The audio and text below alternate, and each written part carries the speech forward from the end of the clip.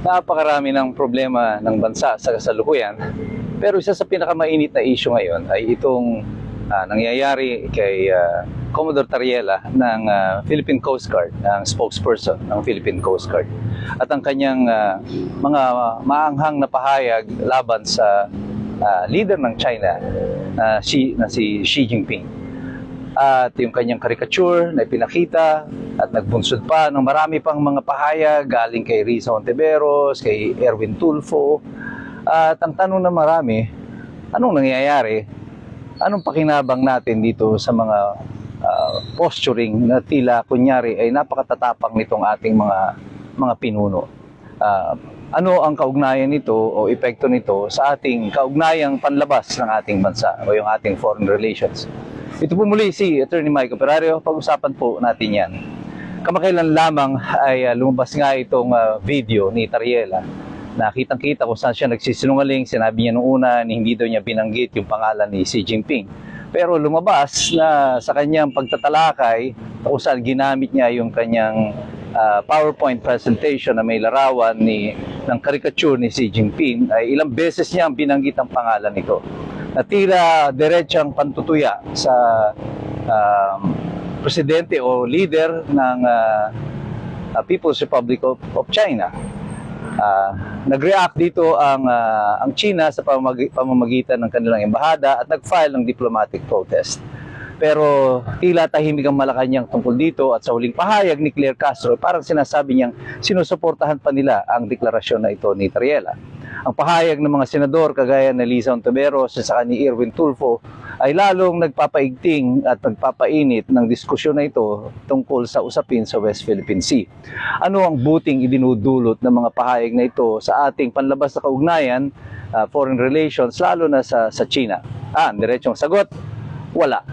Lalo lang niyang pinapalala ang sitwasyon natin.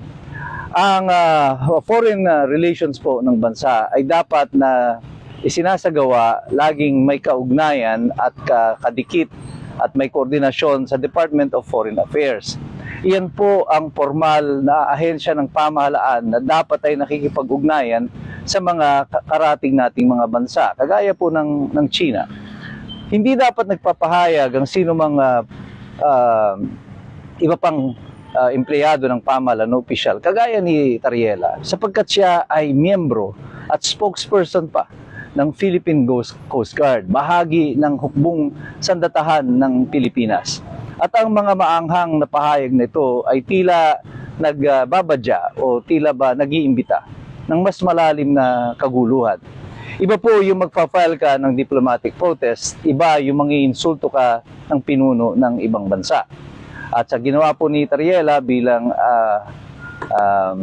spokesperson, ay hindi niya po binabanggit ito sa kanyang pribadong kapasidad, sapagkat siya ay spokesperson ng Coast Guard. It seems as if ang kanyang deklarasyon, ang kanyang pahayag, ang kanyang pag-iinsulto sa presidente ng China ay mayroong imprimatur o kaya ay pagpayag ng Malacanang. Ano ang implikasyon nito sa atin bukod dun sa diplomatic protest? Well, China can now escalate further yung kanilang actions laban sa atin, either in the political or in the military front. Sa katotohanan, kung aaminin natin talaga, wala tayong ilalaban sa China militarily. At yung ating pangang chief ng AFP, ng Chief of Staff, ay sa hindi maintindihan kadahilanan, nagpahayag pa na kaya daw nating labanan ang China ng 30 days lang. Anong klaseng pinuno ng militar ang magsasabi ng kanyang kahinaan sa kanyang potensyal na kalaban? Parang sinabihan natin yung ating kalaban, hanggang round 2 lang ako ha. So ang gagawin lang ng kalaban natin, patatagalin ito hanggang round 3 kasi alam na ikaw ay babagsak na. Ganyan kastupido ang polisiya, ang paglalarawan ng ating mga militar sa ating mga kakayanan. Imbis na papaniwalain ng kalaban na mas malakas tayo kaysa sa kanilang inaasahan, idineklara na nila na hanggang 30 araw lang tayo. Kaya ang China, alam na nila ang gagawin nila sa atin. Sa ating relasyong panlabas sa ibang bansa, importante lagi na ang iniisip natin yung posisyon muna ng Pilipinas. Hindi ng Estados Unidos, hindi ng kung sino mang mga bansa, Pilipinas muna ang ating pinag-uusapan. Sabi ko nga noon pa, the strongest foreign policy is a strong domestic policy. Nagkakamali ang maraming mga tao kung iniisip nila na ang Estados Unidos ay ating kaibigan. Kailanman hindi natin naging kaibigan ng Estados Unidos. Sila ay ating mga mananakop. Sila ay ating mga military allies, pero hindi natin sila kaibigan. Walang tunay na kaibigan ang Amerika. Kahit nga ngayon makikita nyo sa kanilang panlabas na relasyon at pati ang mga kanilang kakampi sa NATO ay kanila ding inaaway. Kaya nagbuo si Donald Trump ng sarili niyang panibagong grupo, yung Board of Peace, na apparently ay magkakaroon ito ng diretsong conflict with other members of NATO and the United Nations. Makikita nyo dito sa paggulong ng politika sa mundo, kahit sa kasalukuyan at noon pa, ang Amerika ang isinusulong niya ay ang kanyang personal na interes. Kaya dapat ang Pilipino ang isinusulong din ay ang ating personal na interes at kapakanan. Sa lahat ng bansa sa Asia, mayroon pong conflict ang China. Pero tayo lamang po ang bansa na sumasandig sa Amerika para sa ating depensa.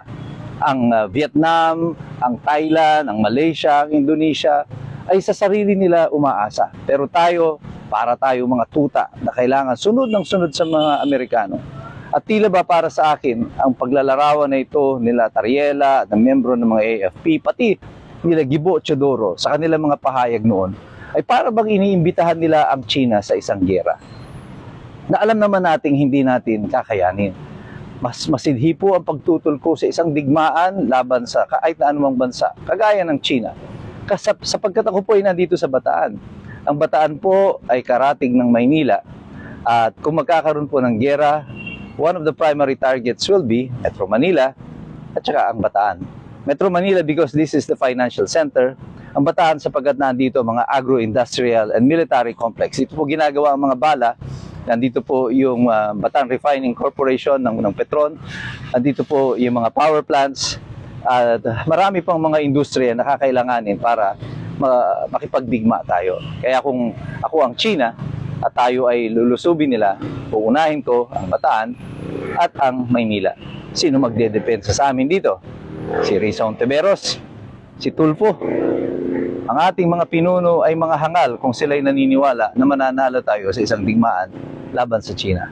Kailanman, hindi po yan mangyayari. Kaya tama ang pulisiya noon ng dating presidente na imbis na painitin natin ang pakikipag-away sa China, pilitin natin na paigtingin, paayusin ang ating ugnayan sa kanila. Dito manggagaling ang tunay na kaunlaran sa pamamagitan ng tunay na kapayapaan.